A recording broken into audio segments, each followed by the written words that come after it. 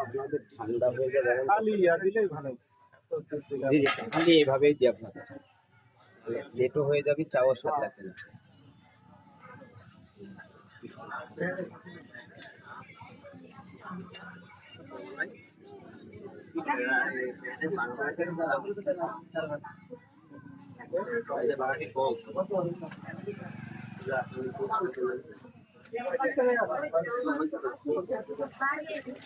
আরো 20 টাকা দিলেই তো আর কত কথা বলার কথা না।